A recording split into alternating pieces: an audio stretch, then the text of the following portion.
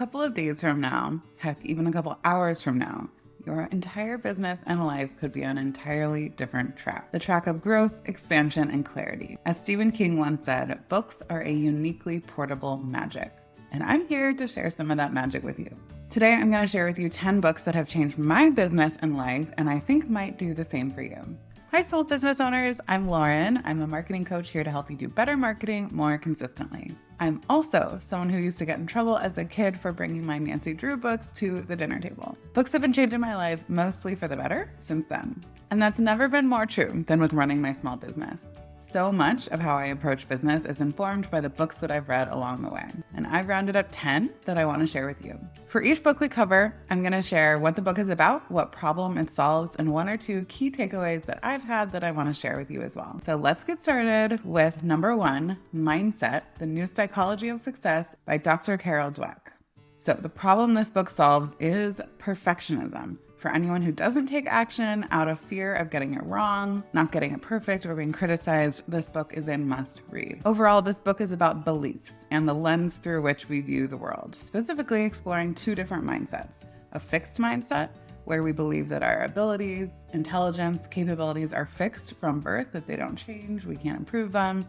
Or a growth mindset, where we believe that our abilities, intelligence, capacity is something that grows through effort and practice and hard work. The long and short of the book, really, in my view, is that all of the world's top performers across pretty much any field, from business to science to academics to athletics, all of the world's top performers have a growth mindset.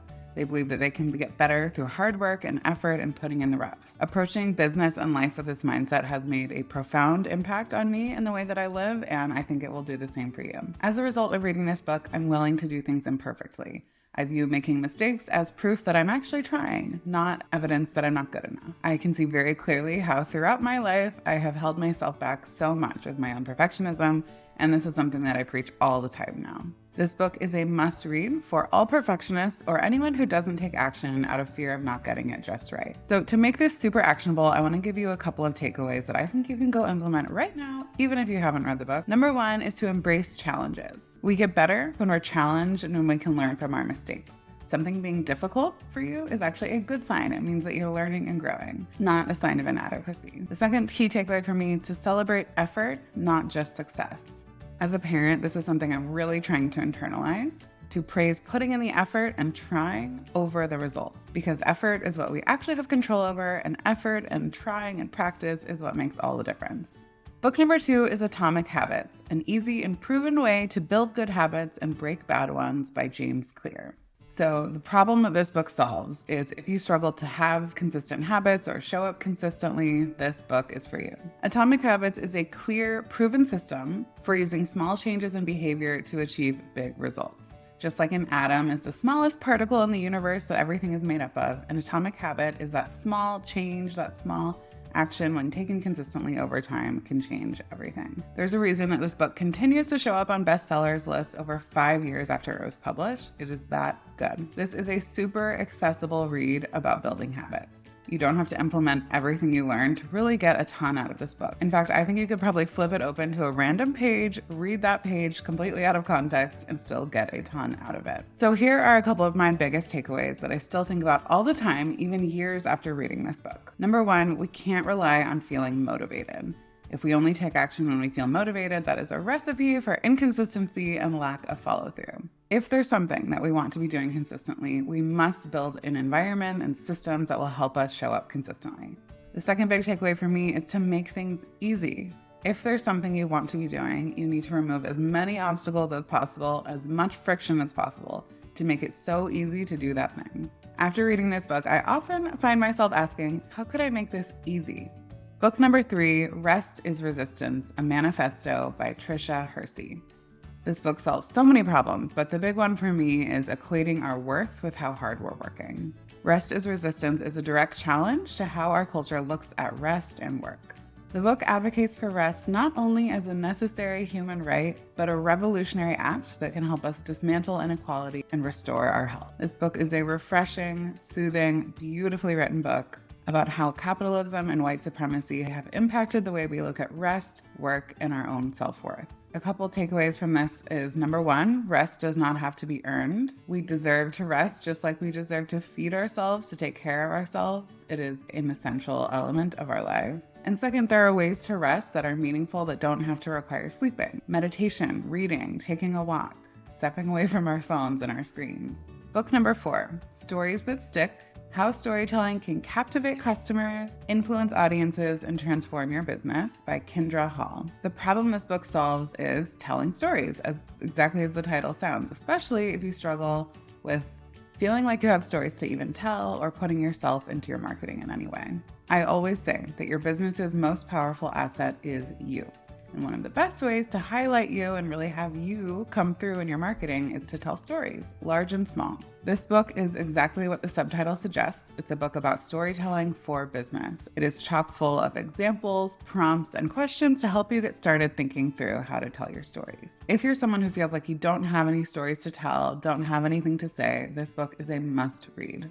So a couple key takeaways from me. Number 1 is a simple framework for what a story even is. In her words, a story is a series of events that has a normal, that's life before the thing happens, an explosion, that is the moment where things change, and a new normal, how life is different after. Thinking about storytelling through this simple framework has really helped me tell better stories. Another key takeaway from this book is to prioritize details. In stories, specific details really bring them to life. Anything that can paint a picture in people's minds instead of speaking in generalities. Book number 5 is Profit First: Turn Your Business from a Cash-Eating Monster to a Money-Making Machine by Mike Michalowicz.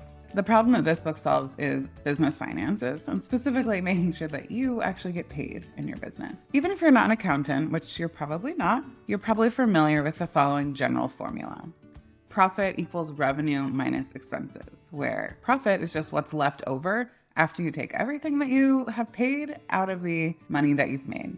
This book introduces an entirely new way of thinking about business finances, where, as the title suggests, profits are prioritized first. If you're familiar with the pay yourself first concept in personal finance, this is really the business version of that. For me, this book was and continues to be a wake-up call to rein in my spending and intentionally decide how much to pay myself and invest in the business. Now, full transparency, I'm a retail shop owner, and since COVID hit, I haven't been strictly following Profit First as much as I was before.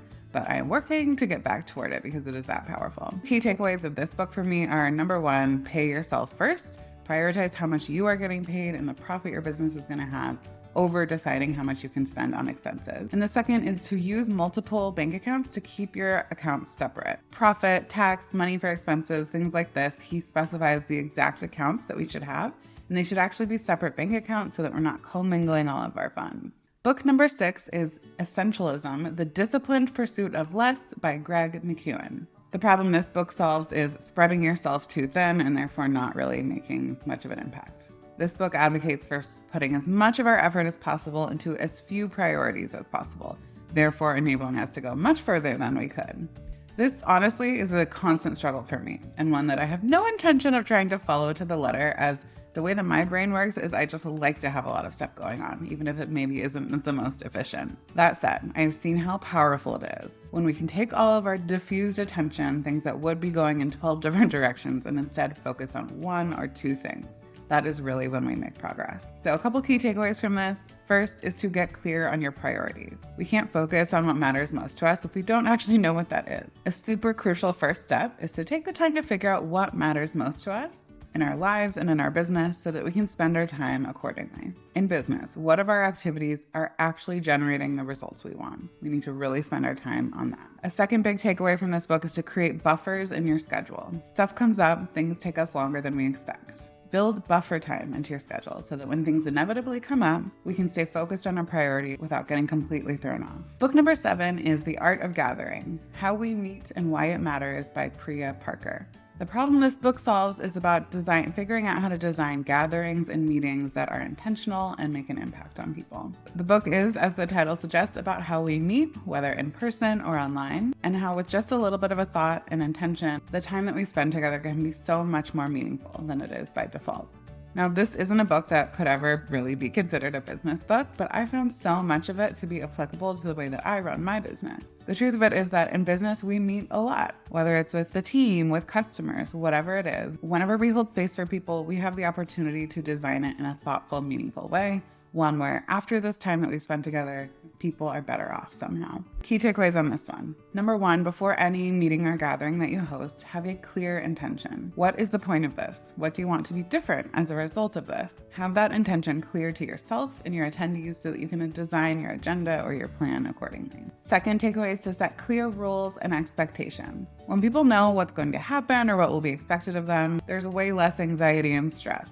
Book number 8 is Superfans by Pat Flynn. The problem this book solves is if you struggle with feeling like you have any community with your audience, this is the book for you. This is about attracting your people and then building strong, meaningful relationships with them. Ultimately, gaining superfans, those people who will really support you and go the distance for you, and you for them. For those familiar with the essay, this is reminiscent of Kevin Kelly's 1,000 True Fans concept, which I will link in the description. The concept of 1,000 true fans is that for most people making things and putting out into the world, we really only need 1,000 true fans to make a good living. The book describes a pyramid where at the bottom we have our casual audience, maybe those people who have just found you, and it's our job to move people from that bottom level of the pyramid all the way up to the top. So from casual audience to active audience, people who know you and have figured out what you offer but need a little bit more convincing.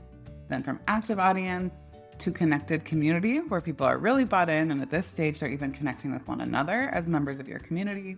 And then ultimately to the top level of superfan. For each transition of one phase to the next in this book, the author has tons of different examples of very tactical strategies that we can all use to build this level of trust and engagement and relationship with our ideal customers. A couple of takeaways from this, although there are so many. One is to create small moments of delight. Anytime you can take the opportunity to surprise and delight your ideal customer, this is a very good thing. This can be anything from personalized messages or gifts that they weren't expecting, or really anything else that will delight them and take them by surprise. The second thing here is to involve your audience.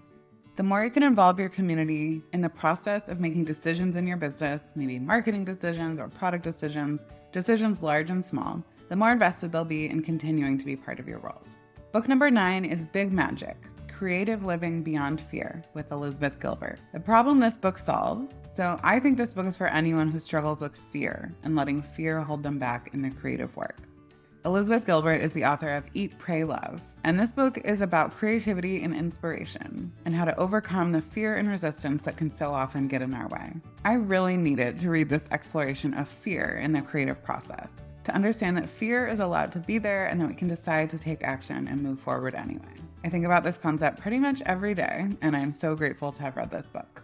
A couple of key takeaways from this one. Number 1, embrace curiosity. We can either be led in creativity by our fear or our curiosity. And if we choose curiosity, it's going to lead to much more creativity and enjoyment. Second key takeaway is to just give yourself permission to create for the sake of creating. Not everything has to be about the final product. The process of doing, the thinking, the writing, the painting, whatever it is, in and of itself has immense value.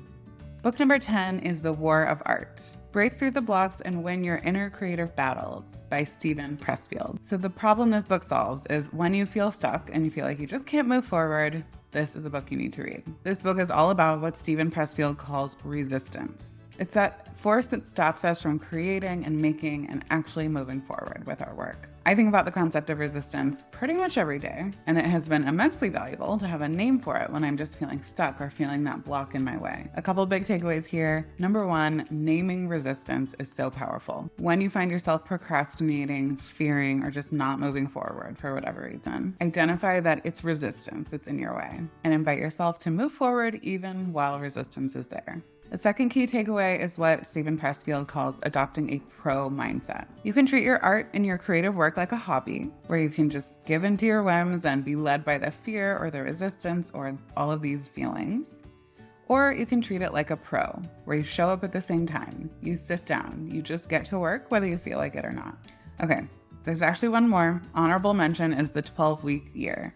Get more done in 12 weeks than others do in 12 months. By Brian P. Moran and Michael Lennington. I think the problem this book solves is for all those of us who set these lofty goals at the beginning of the year and procrastinate on actually doing anything about them, only to find us very far away from them at the end of the year, this book is for you. The 12-Week Year invites us to really rethink annual planning and instead think about setting goals and working in cycles of 12 weeks rather than 52 weeks or 12 months. This helps us have more motivation, execute things faster, and have a better ability to measure progress. So a couple key takeaways here are: number one, to set 12-week goals and plans. We need to break down our longer-term goals into smaller, more manageable 12-week goals.